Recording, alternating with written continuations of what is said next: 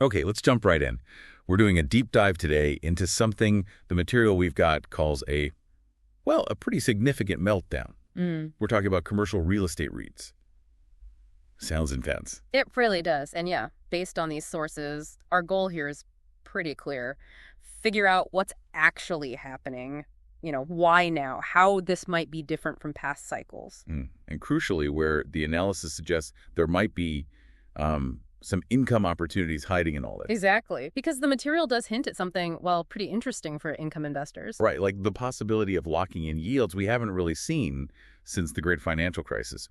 The research mentions big income opportunities may be buried in the wreckage. Yeah, potentially. What's really interesting is how the material lays out the path, how we got here. Okay, so according to the analysis, where did this all start? What were the roots of the trouble? Well, the sources point back to the 2010s. It started, like a lot of these stories do, with really cheap debt.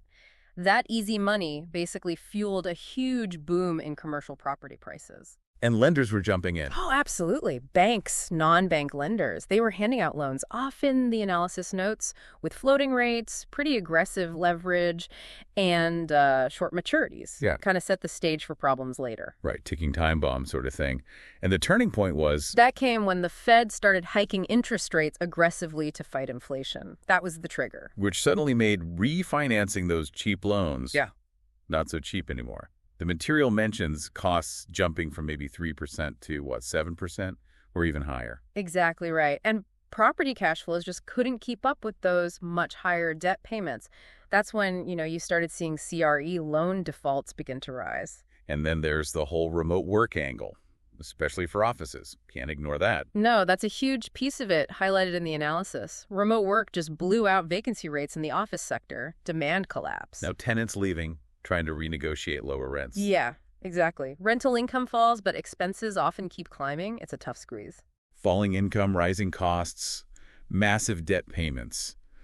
So how did that filter through to the REITs themselves? Well, the material says the mortgage REITs, the ones holding the debt, they got hit first and hardest. Makes sense. But the equity REITs, the ones actually owning the buildings, their share prices also took a nosedive as the market digested all this bad news. Okay, that paints a pretty clear picture of the storm. Okay. Now, the analysis we looked at suggests this downturn isn't just like 2008 all over again. It's different somehow. Yeah, that's a really interesting point they make. The comparison to 2008 is quite specific. How so? How does the material differentiate them? It describes 2008 as, systemic, broad. It hit almost everything. This situation, though, for 2023-2025, it labels as highly concentrated. Highly concentrated, meaning the pain isn't everywhere. It's hitting specific spots. Precisely. The analysis is clear. Some areas are getting hammered, offices, obviously, properties in maybe weaker secondary cities, anything overloaded with debt. And the REITs holding those kinds of assets, they're in trouble. But not all commercial real estate is suffering equally. Not at all, according to this material. It makes a strong point that sectors like industrial, logistics, data centers, medical offices, even high-end retail, they're actually doing okay. Some are even thriving because the demand is still there. Okay, now this is where it gets really interesting, right? This is where the potential opportunity, according to the material, might be. It says the market hasn't really been separating the good from the bad. That's a key insight from the analysis, yeah. When panic hits or there's a broad sell-off, investors sometimes just sell everything. Good stuff gets tossed out with the bad. You know the phrase. The baby gets thrown out with the bathwater. Exactly. That indiscriminate selling. And that creates potential mispricings. And that's where the material suggests real yield might be found today. That's the core idea. The analysis argues this messy environment is throwing up chances to buy assets yielding way more than they would in normal times. All right, let's dig into where the material says this income could be hiding. First category, mortgage REITs, the mREITs. Right. So these are the companies lending money to property owners. The material says their stocks have been crushed, often trading way below their book value. And the result, some are showing double-digit dividend yields. Double digits always gets your attention. The material mentions specific examples. It does. It points to Brightspire Capital, BRSP, focuses on first mortgages, yield around 12%. Then there's Ready Capital, RC. They do more bridge loans, which are shorter term, maybe riskier, yield north of 15%. The material definitely flags that higher yield often means higher risk. Okay, and it also mentioned LADR and STWD as maybe larger, more diversified players? Yes, suggesting perhaps more established management, broader portfolios. But, and this is crucial, the material throws in a big caution sign here. Which is? These could be ticking time bombs or income engines. It really hammers the point. Due diligence is non-negotiable. You absolutely have to look closely. Good warning. Yeah. Especially with yields that high. Yeah. Okay, where else does the analysis point for income? Second area, equity REITs, but specifically in the industrial and retail sectors. These are the ones owning the actual properties, remember? And the thinking here is they got sold off unfairly. Their businesses are actually okay. That's the argument in the material, yes. That their underlying fundamentals are strong, but they got dragged down in the general CRP panic. And now, the analysis says, they're dishing out juicy yields with growing cash flows. Okay, any specific companies highlighted? Yep. Prologis, PLD, it's mentioned, huge in warehouses, logistics, yields more modest, maybe 3%, but the material notes it's fantastic dividend growth. Simon Property Group, SPG high-end malls, outlets yield around 7%, strong balance sheet noted. And Realty Income, ticker O, the monthly dividend payer, diversified tenants, good credit quality, yield around 5.5%. Okay, industrial and retail equity REITs. What's the third potential income spot the material identifies? That would be apartment REITs. But again, with a caveat. The analysis acknowledges some apartment markets are softening, but stresses that others are doing quite well. So it's not a blanket buy apartments thing. Yeah. It's selective. Very selective. The material suggests looking for apartment REITs that locked in fixed-rate debt before rates rose and operate in strong geographic areas. Good population growth, job growth. The feeling is the market maybe hasn't given these specific ones enough credit yet. Which creates that potential opportunity. Yeah. Examples given. Mid-America apartment communities, MAA, focused on the Sun Belt, growing rents, yield around 4%.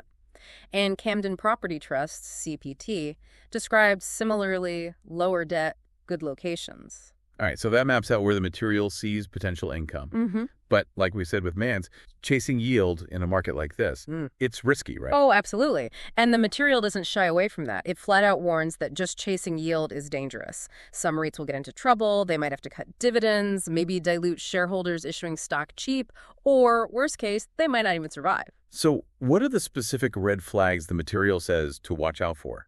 The traps to avoid? It lists a few key ones. First, watch out for high leverage. The analysis flags debt to EBITDA over 6 times as being pretty risky. That's a lot of debt relative to earnings. Okay, 6x debt to EBITDA. Got it. What else? Avoid CRE loans maturing in 2025 or 2026. The material literally calls this the danger zone. That's when a huge wave of loans made in the cheap money era needs refinancing, likely at much higher rates. That refinancing wall we hear about. Any other warnings? Yeah, dividend coverage. You need to look really closely at that. The material suggests being skeptical if the adjusted funds from operations, the AFFO, basically the cash flow available for dividends, doesn't cover the payout by at least 1.1 times. You want that buffer, that margin of safety. Makes sense. So you understand the potential rewards, you understand the risks. How does the material suggest actually building a portfolio here? Does it give any kind of strategy? It does offer a sample allocation, kind of a blueprint, using a hypothetical $100,000. The goal in the example is aiming for roughly an 8% yield, trying to manage the risk. It calls it building a portfolio from the rubble. Okay, let's walk through that sample. How does the material break it down? It suggests putting $20,000 into mREITs that it considers to have decent underwriting, mentioning BRSP or STWD again as examples.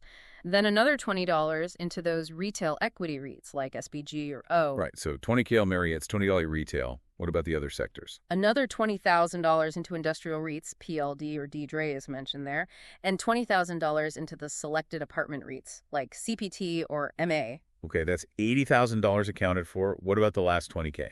The final $20,000 the material suggests could go into a broad REIT ETF, something like VNQ or SCH, just for general market exposure and diversification. Yeah, spreading the risk seems wise in this kind of market. What about managing this portfolio? Any techniques mentioned? It suggests using DRIP's dividend reinvestment plans to automatically compound the income. Big focus on monitoring quarterly reports closely and being ready to rebalance if market conditions or company fundamentals change. It's not a set and forget thing. Okay, that makes sense. We've covered the problem, the causes, why it's maybe different this time, the opportunities, the risks, even a sample strategy. What about timing? I mean, can you call the bottom? The material is pretty blunt about that. Nope. You won't time the absolute bottom perfectly.